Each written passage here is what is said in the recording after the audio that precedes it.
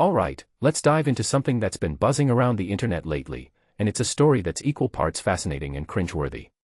Rosamund Pike, the incredibly talented actress known for her roles in everything from Gone Girl to Pride and Prejudice, recently opened up about one of the biggest missteps in her career, the 2005 Doom movie. Now, I've always been a fan of Pike's work, but hearing her talk about this film on the How to Fail with Elizabeth Day podcast was like watching a car crash in slow motion. You can't look away, but you kind of wish you could. Here's the thing, Doom is one of those movies that's become a punchline in Hollywood. It's not just bad, it's bad. But what makes this really interesting is Pike's perspective on it. She wasn't some seasoned action star when she signed on, she was fresh off Pride and Prejudice, jumping hay bales in a bonnet. And then she gets a call to join an action franchise based on a video game. Personally, I think that's a recipe for disaster. I mean, imagine going from period dramas to fighting demons on Mars. It's like asking a ballet dancer to suddenly perform in a mosh pit. What many people don't realize is how out of place Pike felt on set. She described it as being surrounded by macho guys, weights, and guns treated like holy relics. From my perspective, this highlights a bigger issue in Hollywood, typecasting and the pressure to fit into a mold. Pike was clearly ill-equipped for this role, and yet, she took it on. If you take a step back and think about it, this is a classic case of an actor trying to prove their versatility, only to end up in a project that does more harm than good. Now, let's talk about the film itself. Doom was a flop, both critically and commercially. It made just under $60 million worldwide, which is peanuts for a big-budget action movie.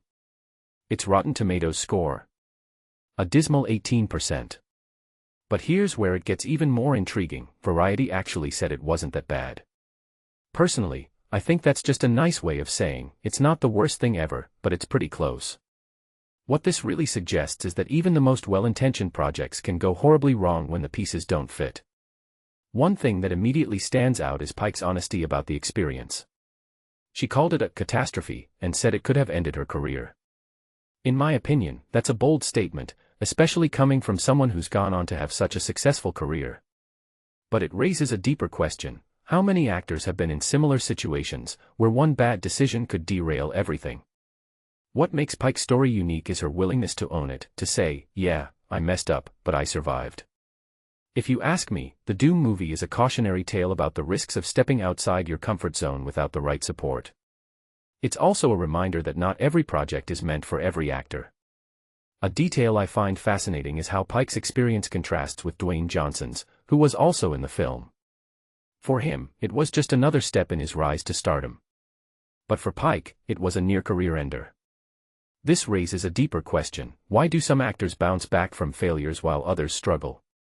In the end, what's most striking about this story is Pike's resilience. She didn't let Doom define her. Instead, she used it as a learning experience. Personally, I think that's the real takeaway here.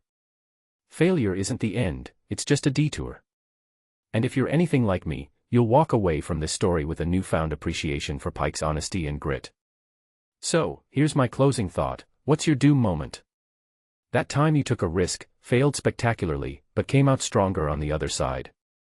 Let me know in the comments, I'd love to hear your stories.